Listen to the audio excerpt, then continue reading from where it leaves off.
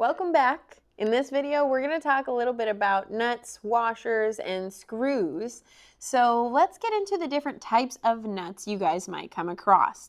So first and foremost, what constitute a nut versus a bolt, right? So we know that a bolt has external threads, while nuts instead have internal threads. I don't know if you guys can sort of see that in there.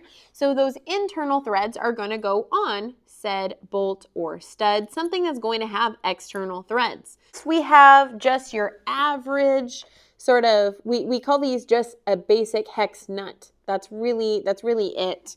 Now, aside from the basic hex nut that I may use on a stud or bolt to clamp two things together, what if said component has a lot of vibration or certain other aspects to it that are going to cause these nuts to potentially get loose over a period of time, because that does happen. We have what we call locking nuts. Now, two common types of locking nuts, and there's more, but there are two common types of locking nuts that are called nylocks or a nylon lock nut. Nylock is really more of a brand.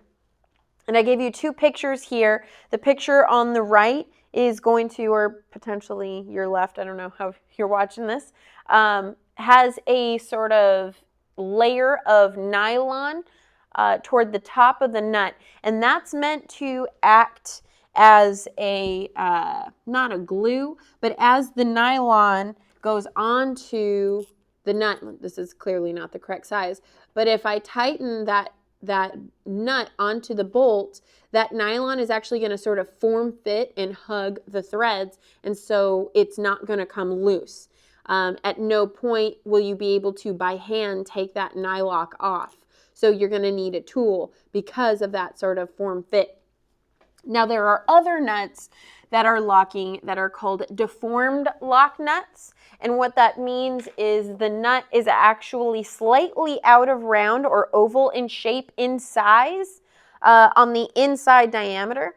And that's so it has threads that match your bolt, but since it's sort of oblonged instead of round like your bolt, it actually creates tension on, say, the sort of skinnier portion of the nut, therefore sort of holding it in place. Again, any type of lock nut like that, you're going to need to use a socket or a wrench to get it all the way off. At no point, even when it's loose, will you be able to take it off by hand. But that's the whole purpose of them, right? So they will stay in place and you don't have to worry about them not tightening or staying tight. There are other nuts as well called castle nuts, and I was trying to find one earlier, and I should have had... The next type of nut is called a castle nut. Now, castle nuts are sort of in the upper portion of this picture, and I actually have a sort of guide that's in one of the next slides here that is a bit of a closer picture. But a castle nut is actually going to have slots cut out of the nut. I have a better picture here when we talked about things going wrong. Here is a picture of a castle nut. You can see there's actually slots already cut out of that nut. That is so we can lock it in place, and it's not necessarily a lock nut because the nut itself is not locking. However, they will use a pin, say a cotter pin, along with a castle nut. So I know this is a broken bolt that we cut a slot into, but let's pretend that's not there. Normally a castle nut, such as a ball joint or a tie rod nut, is going to go on a stud that already has a hole drilled into it. So when that nut is tightened down to how tight we want it to, what we'll do is we'll take the pin and it will slide through the slot of the castle nut in through the hole of the bolt. What this does is it keeps the bolt from, even if it does loosen sort of mechanically, it can't go anywhere.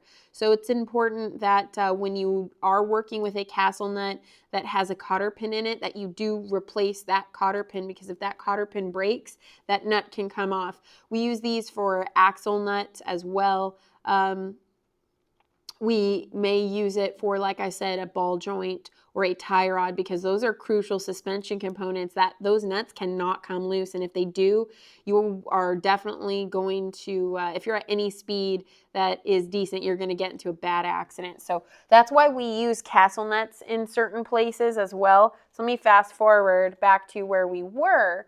So those are castle nuts. There are so many different types of specialty nuts. And then ones you guys are going to be common or sort of come in close contact with is lug nuts. And I've got a slide for those. So lug nuts come in so many different designs. And if you're not familiar, our wheels and tires, not the tires themselves, the tires are on the wheels, and the wheels are held onto our hub assemblies via lug studs and lug nuts. Now, on German manufactured vehicles, they may be held on by lug bolts, but since the majority of vehicles out there are held on by lug nuts, I am going to spend some time talking about those. So you can see that all of these have sort of these funky shapes to them, and here are the reasons why, because a lot of times they'll fit in some sort of tapered or chamfered fit. Now, certain things that like a lot of times don't get talked about are the direction of your lug nuts. Certain ones like these, you cannot put on backwards. It's impossible because they are not open-ended on both sides. It's sort of a blind hole.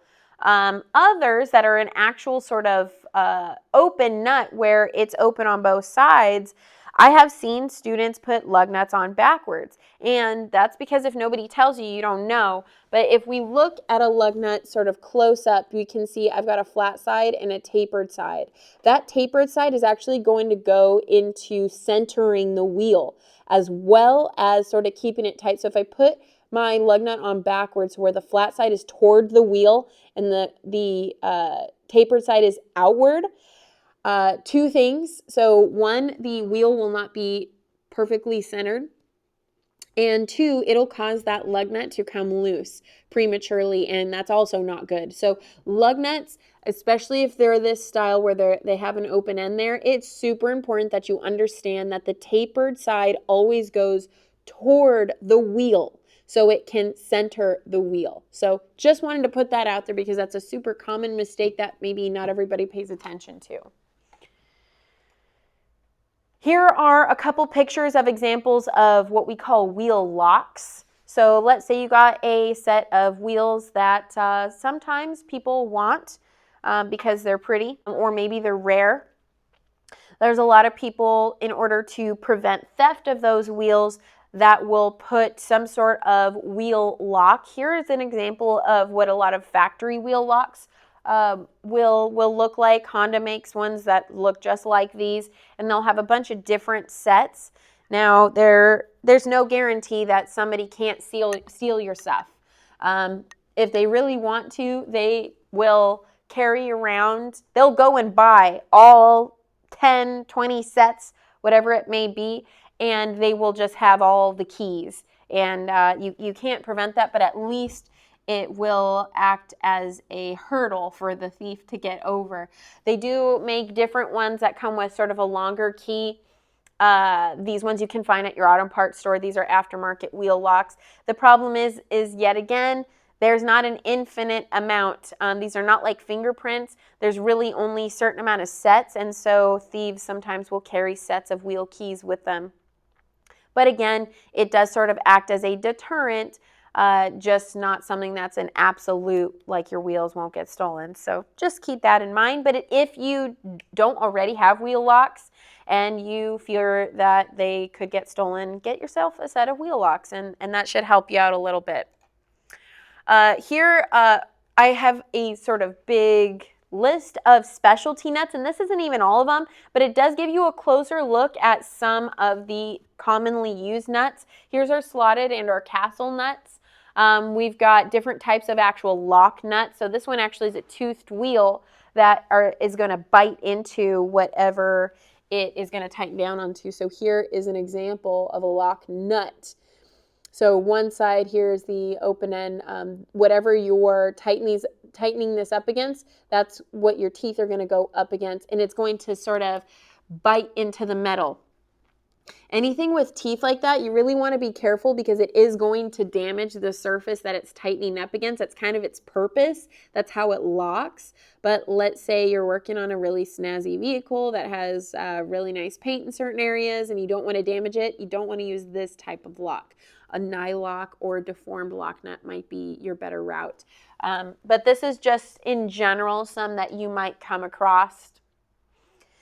Washers are an in-between. Washers are going to get used on bolts and nuts or with bolts and nuts. So an example of just your average old washer, this is what we call a flat washer. It's just a sort of thin piece of metal that is round and has a hole cut through it. These come in various thicknesses as well. But why would you use a washer? So let me just sort of show you an example of, so let's say I've got a bolt, but I don't want this bolt to sink into where it's going into, or I don't want to damage the surface that it's going onto, or I just want to distribute the force evenly because the bolt does have points on the head and it may not do that. So what I can do is I can take my washer and I can use it with my bolt, and now I can take that clamping force and distribute it all around the diameter of our washer, and that can go up against something, or on the opposite end where I might use a washer for my nut side. But the nut side a lot of times will have a lock on it to keep everything from loosening. So to distribute the force evenly, which I just mentioned, prevent the surface around the hole from being worn down, as I mentioned as well, because those points on the head. Some washers provide a locking force if it is in fact a lock washer. Common types, as I mentioned, I just showed you the flat washer. Flat washers can come in different materials too. So sometimes they're crush washers. A lot of times your oil pan drain bolts are going to have an aluminum or a copper or even a plastic crush washer that is meant to actually collapse a little bit to, a lot of times will act as a gasket of some sort. Other ones are lock washers. There are various types of lock washers. I think I've got a picture of a bunch of different types. We've got toothed lock washers, internal and external. Again, these are going to damage the surface they go onto, so you want to be careful. Another one that's going to do that is what we call a split lock washer. And it's so funny because the first time I saw one of these, I thought like, oh, maybe somebody cut that washer. But if you look at this washer here, it actually has a split cut in it. Like somebody almost actually cut, let me try to get that further. Somebody almost cut it and then it sort of bent up. It's actually in its design to, when I tighten it, it's going to clamp down and bite into the surface that I'm clamping down on. Toothed and or split lock washers will damage whatever they go on to. Like I said, it's a purposeful damage, so it sort of bites into the material to keep that fastener from loosening. Other washers have other purposes, like I had already mentioned, the flat washer. Others are meant to fit in certain shapes, so that's where we've got our square washers. There's finishing washers that are sort of rounded to look pretty. So there's so many more washers than what I have here. These are just the common ones that you might actually see out in the field. Screws are just like bolts, except they're not hardened. So they don't have grades. They're not meant to hold a lot of torque. There are different types of screws involved. So machine screws are going to be what we have in this picture here. They look very much like a bolt. They've got a flat bottom. The only difference is that the head is a screw head for Phillips or flathead instead of, say, a hex bolt head. So those are going to have much sort of finer threads, but still they don't have a grade. So again, they're not meant to hold a whole lot of torque. Other common ones are going to be sheet metal screws, trim screws, or self-tapping. So I'll show you the difference between a sheet metal screw and a self-tapping screw here. So here's an example of a sheet metal screw. You can tell, so this one has a flat head, but others may have a Phillips. This one has a point, so it's a sheet metal screw because it has that point. And the threads are very coarse, so it's a lot of times going to thread into something that doesn't even have threads. So those threads are actually meant to bite into an interior piece, a plastic piece, something that may not have threads, or sheet metal, because it's a sheet metal screw. Others, this one looks just like a sheet metal screw, except for this one's a Phillips head, and the top is that of a sort of finishing screw, while the bottom, look at the threads there, and I'm trying to get it to focus here. It looks like a little drill bit at the end. And the reason for that is to actually drill a hole and self-tap some threads. Now, it's not going to go into any thick metal. You're going to be using these self-tapping screws on, say, some thin sheet metal that you're trying to mount a new component to, or a custom component. So these you'll come by an awful lot, especially when you find yourself doing custom work, especially interior custom style work. So those are just some common screws that you guys are going to come across. Now, the last thing I want to talk about is material that we'll call Threadlocker. Threadlocker is going to come in some sort of bottle of a sort, and it does exactly what it sounds like. So a brand of Threadlocker would be, let's say this one here is Hernan, but a common one is going to be called Loctite. Loctite is a brand, just like Crescent Wrench, but Threadlocker is going to be some sort of liquid material that starts as liquid, and when it dries, it is a glue. So when you are putting stuff together, some things require some sort of thread locker. I will tell you that especially Harley motorcycles have thread locker on everything. Why? They vibrate so much, and so to keep things from getting loose, before you put, say, a bolt back in, you're going to put some thread locker on it. So let's say you want something that's going on, let's say a Harley motorcycle, to not come loose, but it's a component that you may want to take out later on. You can use one of the blue thread lockers. Those are low and medium strength thread lockers. You can use those on everything, and you're not really going to hurt anything, and it'll keep things from coming loose. And you can use this on car stuff as well. So blue is one that I have commonly in my, or that I use commonly, that's in my toolbox. Let's say you really don't want something to come out again. Red Loctite or Threadlocker is going to be the one that you want. It's high strength, and it is very much like a glue, and it will really hold stuff in there. So just keep that in mind. Don't use that on everything. Use it on stuff that is not going to come out again. Because it's not going to want to let it loose. There's red Threadlocker and blue Threadlocker are two very common ones you may want to add to your toolbox. And then lastly, on the picture all the way at the end there, you've got this silver material. It looks like a silver goop. They call that anti-seize. Anti-seize is exactly that. It's a material that's meant to keep the threads on a fastener from seizing and locking. This can happen when I've got two different types of materials. Let's say I've got a cast iron material with threads, or and an aluminum bolt, or let's say I've got a stainless steel bolt and it's bolting into something that's aluminum. Those types of things, especially when they've got a lot of clamping force on them, can get stuck. So using anti-seize can help.